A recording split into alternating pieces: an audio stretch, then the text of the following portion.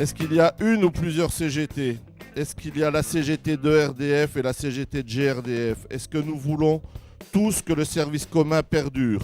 Descendre dans la rue, c'est bien, mais je me demande si on ne devrait pas essayer d'avoir un système revendicatif différent. On a besoin d'avoir une continuité sur notre démarche, dans notre démarche, et plus centrée, plus axée sur les questions fondamentales de vie commune de l'ensemble des salariés et des retraités de ce pays, quoi. Quand on arrive dans une entreprise comme la nôtre où on démarre salarié, comment on devient syndiqué et comment on devient militant? Si on veut que notre message soit porté, je pense qu'un jeune qui rentre au syndicat, aussitôt il doit y avoir une formation, parce que la formation ça donne des clés.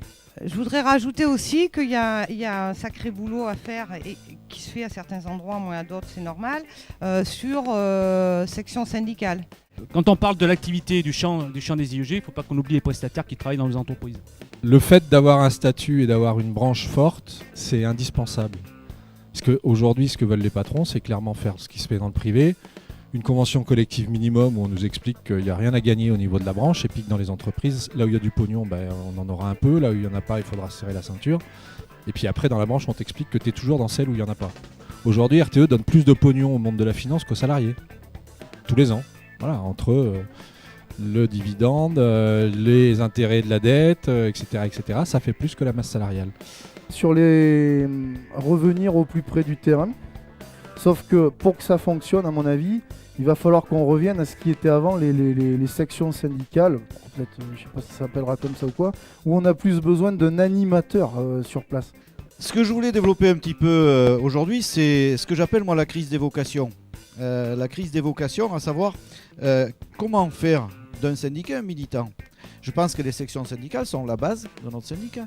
Ce sont la base de notre syndicat. Comment armer les syndiqués militants en les informant, en les former, voilà, et avec la communication. Moi je pense que la première des choses à faire pour armer nos militants, c'est déjà de les abonner systématiquement à la NVO.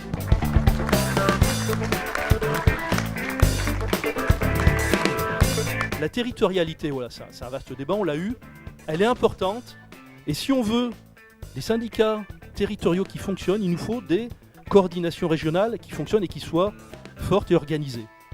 On dit il faut agir, et je pense qu'on a raison de dire qu'il faut faire des choses dans la période avec tout ce qui tombe, mais en même temps, comment ça se construit au plus près? Comment on met dans les mains des salariés la question de l'action? Et sous quelle forme? À mon avis, on est aujourd'hui dans des moyens militants qui manquent pour se tourner vers les populations invisibles. Les retraités ne sont pas exclus des questions d'avenir de la politique énergétique dans notre pays.